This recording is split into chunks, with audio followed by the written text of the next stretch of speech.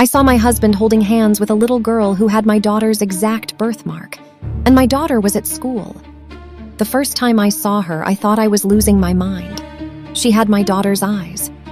Not similar, identical.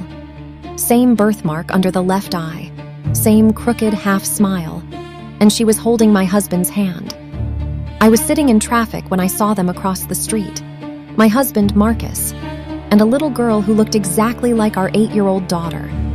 Only she couldn't be ours, because our daughter was at school. I told myself I was imagining things, and until Marcus bent down and kissed her forehead, the way he kisses our daughter. The world went silent. I followed them. I didn't think. I just drove.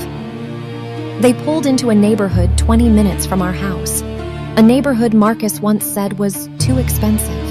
He parked in front of a house I had never seen before, and he didn't knock. He unlocked the door with a key.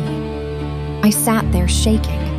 Then the door opened again. A woman stepped out. She looked comfortable, familiar. She kissed him. Not friendly, not confused, intentional. The little girl ran inside, and Marcus followed, like that was home. I don't remember driving back. I just remember staring at my daughter that night during dinner, studying her face, her birthmark, her smile. My husband was acting normal, asking about homework, complaining about work. I wanted to scream. Instead, I asked one question. Where were you this afternoon? He didn't hesitate. At the office.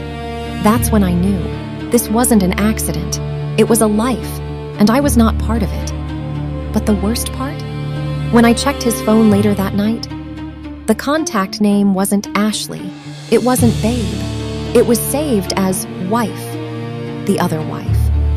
I didn't confront him. Not yet. Men lie better when they feel safe. So I started collecting receipts, bank transfers, phone logs. Marcus had a second phone, hidden in the trunk of his car inside the spare tire compartment. Who thinks to look there? A woman who just watched her husband unlock another house with confidence. That's who. The second phone had photos, hundreds of them. Birthday parties, family vacations, Christmas mornings. Marcus wearing matching pajamas, the same ones he told our daughter were sold out. The little girl's name was Ava. And according to the messages, she was 6. My daughter was 8. The timeline hit me like a truck. Marcus didn't start a second family after us. He started it during us. I needed to see her, so I knocked on that house the next day. The woman opened the door. She looked confused. Yes? I smiled politely.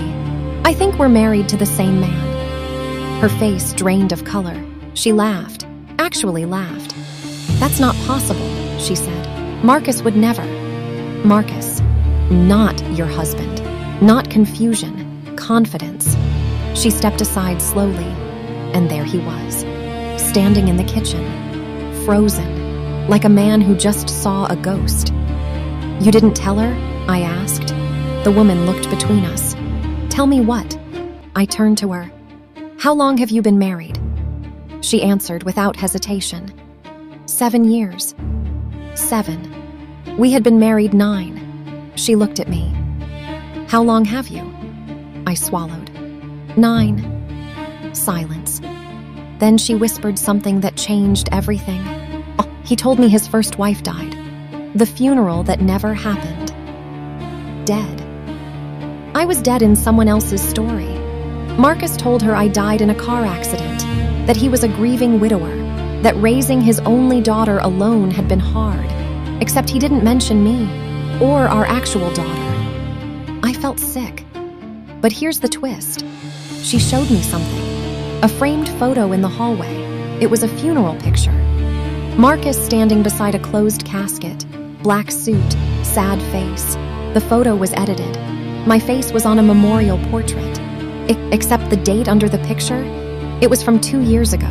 2 years ago, I was very much alive. So he staged a funeral. For me. She sat down slowly, her hands shaking. He said his in-laws blamed him for your death, she whispered. My parents live 10 minutes away. They have dinner with us every Sunday. Marcus walked in. Let's talk about this calmly, he said. Calmly? "You buried me," I said. He didn't deny it. He just said something worse. It was easier. Easier than divorce, than honesty, than accountability. But that's not even the biggest twist. When I told her about my daughter, she went pale. He told me Ava was his only child. 2 daughters, 2 wives, 2 completely separate lives. Except they weren't separate. Because I recognized something in that house, on the fireplace shelf, a silver watch. I gave Marcus that watch on our anniversary. He told me it was stolen from his gym locker. It wasn't stolen. It was relocated, just like him. But the real explosion happened when Ava walked into the room. She looked at me and smiled. "Are you my other mommy?" The real reason. I thought this was about cheating. I was wrong. It was about money. Ashley, the other wife, showed me financial statements. Marcus had convinced her to co-sign a business loan, a massive one. He told her he was expanding. Except the company wasn't expanding. It was collapsing. He had drained our joint savings too, our daughter's college fund, gone. He wasn't building 2 families. He was financing one illusion with another. And then Ashley said something that froze me. He said if anything ever happened to him, everything goes to me and Ava. Everything. He had updated his life insurance, removed me, removed our daughter. That meant one thing. He had planned long-term. This wasn't panic. This was strategy. When we confronted him together, he snapped.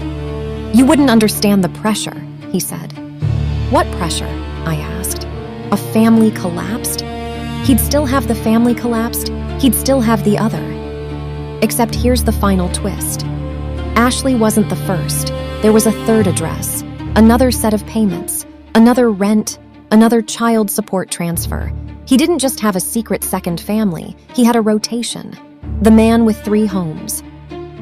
We tracked the 3rd address, small apartment, a different city, different woman.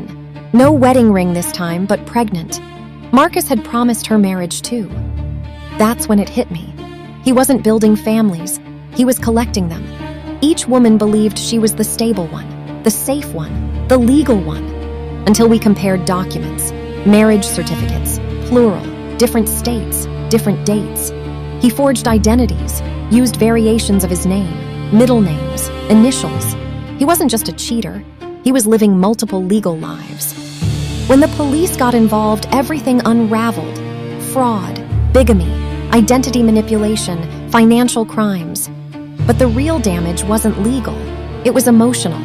3 children, 3 mothers, 1 man who thought he could outrun truth. The final conversation I had with him was in a holding room. "Why?" I asked.